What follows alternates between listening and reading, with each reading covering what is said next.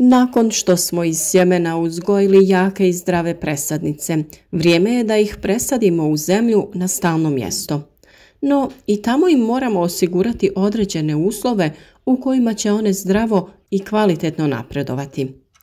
Kod biljaka sve počinje iz tla, pa tako i njegov sastav mora sadržavati sve što je neophodno za berbu zdravih i obilnih plodova. Zemljište za sadnju najbolje je pripremiti u jesen što se tiče obrade zemljišta i dodavanja prirodnih hranjiva poput stajnjaka te kalcifikacija. No i prilikom sadnje je neophodno dodati određena hranjiva koja će biljci u startu dati sve što joj je potrebno. Već smo mnogo puta rekli da je kvalitetno uhranjena biljka i zdrava biljka. Ona je samim tim otpornija na bolesti i štetnike, pa će i daljnja briga o nasadu biti lakša i jednostavnija. Za još savjeta o uzgoju biljaka svakako zapratite naš kanal kako bi vaš rad bio još uspješniji. A kako bi dobivali obavijesti o svakom novom videu, kliknite i na znak zvonca. Najbolji rezultati u proizvodnji postižu se tamo gdje se paradajz uzgaja na dubokim, rastresitim, dreniranim, to jest vodopropusnim toplim zemljištima, blago okrenutim jugu, da su dobre strukture i bogata hranjivima koja se nalaze u lako pristupačnom obliku. Organska tvar nazvana stajsko gnojivo prirodni je biološki otpadni proizvod od probave raznih domaćih životinja ili peradi. Ova komponenta se koristi za ishranu poljoprivrednih kultura kako bi se povećao njihov prinos. Prema svom sastavu, stajnjak kao gnojivo sadrži vrijedne elemente koje biljke asimiliraju. To su kalij, magnezij, dušik, fosfor, kalcij i drugi elementi u tragovima. Osim toga, stajnjak sadrži i razne bakterije i mikroorganizme, što je vrijedan izvor hrane i energije, potrebne bakterijskoj mikroflori tla. O stajnjaku, njegovoj kvaliteti, načinu i vremenu korištenja smo dosta govorili, pa možete potražiti poseban video o tome, ali i na temu koji stajnjak, to jest nastao od koje životinje, ima određene elemente i za šta se koristi. Pri tome misleći na razliku između kravljeg, ovčijeg, konjskog, svinjskog ili kokošijeg stajnjaka. Drugo prirodno hranjivo koje često koristimo u vrtu je pepeo nastao sagorjevanjem drveta, koji ima velike dobrobiti u uzgoju paradajza i drugih biljaka. Pepeo je hranjivo jedinstvenog sastava zbog prisutnosti fosfora i kalija u obliku koji je lako dostupan za biljke. On sadrži također i kalcij, željezo, magnezij, sumpor i cink. Izuzetak je dušik koji hlapi tokom izgaranja, ali u početnoj fazi stvaranja korijenovog sustava i stabljike za paradajz je potrebna dovoljna količina fosfora i kalija. Nicanjem sadnica fosfor igra odlučujuću ulogu u promicanju intenzivnog rasta korijena. Naravno, jak korijenski sustav osigurati će daljnji uspješan rast, razvijanje cvjetova i ubrzano zrenje plodova.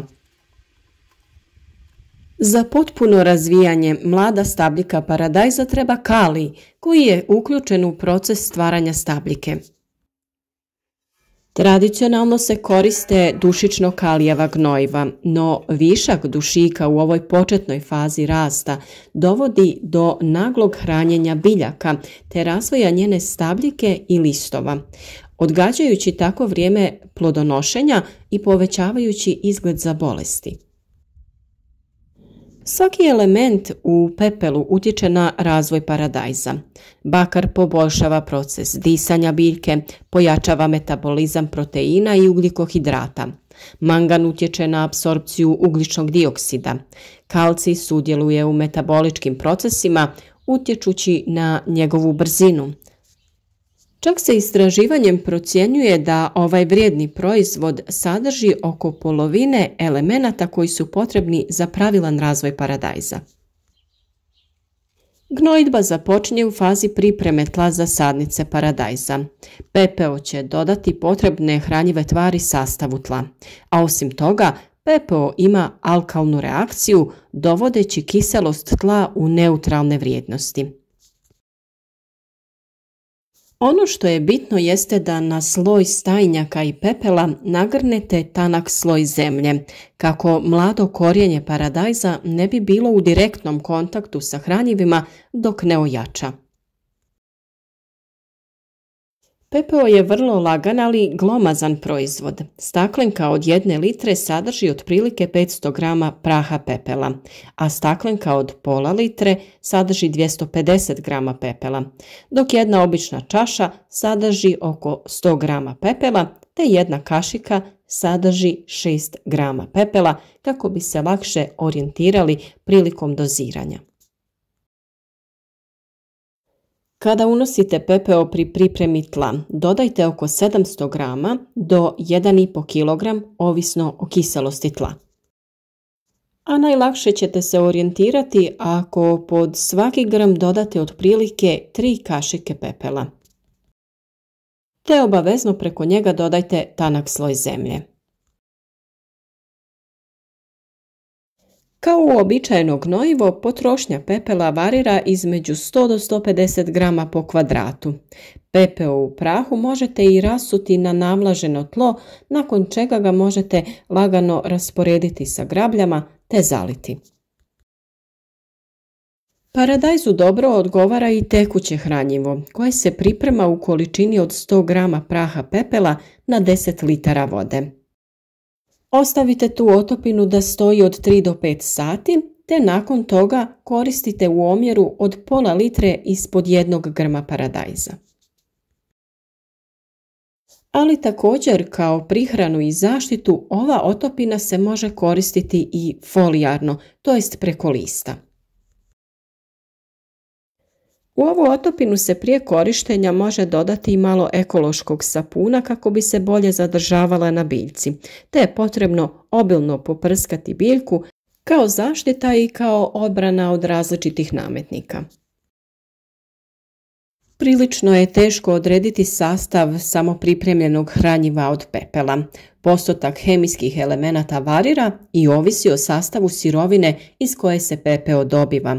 U svakom slučaju nema potrebe brinuti da će biljke dobiti previše hranjiva. O načinu upotrebe i sastavu pepela od pojedine vrste drveta imate nekoliko različitih videa na našem kanalu, pa ih potražite. Često smo govorili da je vrlo važno s vremena na vrijeme odraditi analizu zemljišta u vrtu kako bi znali kojih elemenata nedostaje i kojih eventualno ima viška. Biljke paradajza iz tla iznose puno hranjiva i minerala, pa čak i uz idealan sastav tla potrebno je dodatno hraniti biljke. Ako je hranjivo kupljeno u trgovini, tada proizvođač naznačuje sastav, te je u ovom slučaju lako izračunati stopu hranjiva. Prekomjerna zasićenost prijeti biljkama samo ako se istodobno primjenjuje nekoliko vrsta hranjiva. Kada PPO koristite kao neovisno hranjivo, ne biste trebali brinuti zbog prevelike mineralne hranjivosti.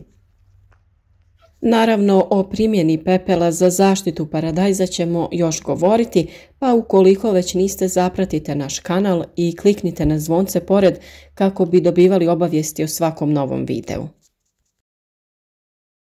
Uvijek to spominjemo i vrlo je važno znati da paradajz mora da se sadi duboko, jer kada je riječ o njemu, sve je u korijenu.